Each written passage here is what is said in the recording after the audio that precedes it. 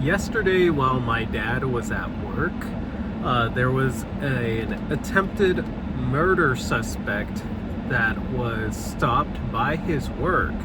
And while the police were trying to detain him, he killed himself. And my dad told me that he heard the bullets. He wasn't sure exactly which bullet was the one, but it had me thinking.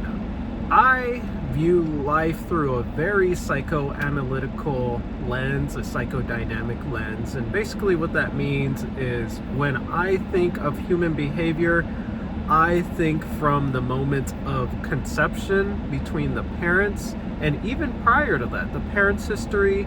I think about what was happening in utero. I think about what was happening during the stages of that child's development, whether there was traumas that were experienced, whether there was an absentee parent, whether both parents were absentee, whether there was abuse in the home, whether there was neglect in the home, emotional abuse, sexual abuse.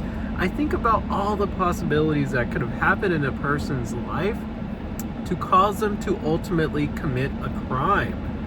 And I think society oftentimes, we only see the kind of like the surface level behavior, or what, I've also heard it be described as, we only see the frosting on the cake, but we don't understand the actual content of the cake.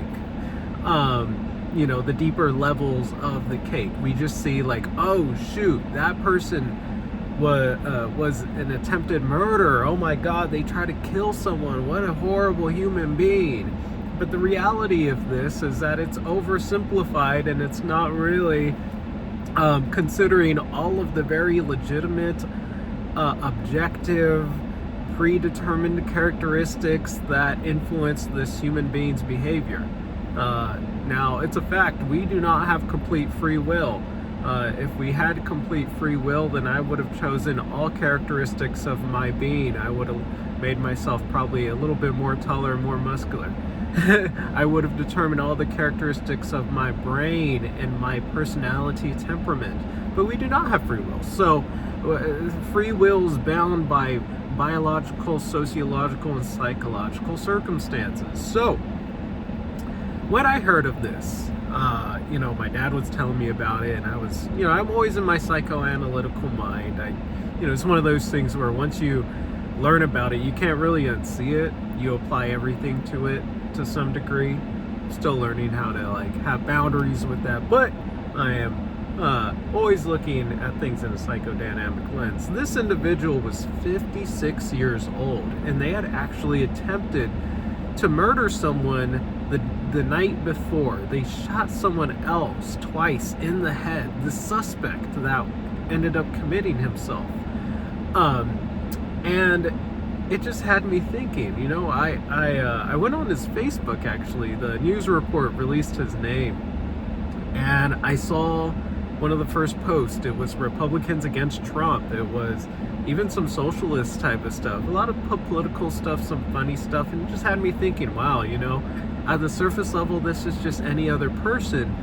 Of course, we live in a virtual world. We perceive people through their social media, but of course, there's so much more deeper things going on beyond that. There's the human being, and then even past that, there's the human being, there's their consciousness, but then there's their unconsciousness. And what I was talking about earlier, all the psychoanalytic, from preconception, conception, developmental stages, all of that stuff is at some level stored in our unconscious minds, and ultimately develop our attachment style. And our attachment style could very easily predict whether or not someone will become a criminal, or have criminal behaviors.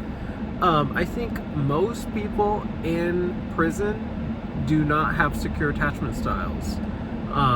So most of them have non-secure attachment styles, anxious, disorganized, or avoidant. So it's just important to be mindful, that there are lots of variables that contribute to these sorts of cases. And it's funny. I am a liberal Democrat leftist, and I seen his Facebook and thought, wow, you'd expect more from, you know, someone who shares socialist ideals, you know, or someone who at least has enough capacity to understand that Trump is not a good person.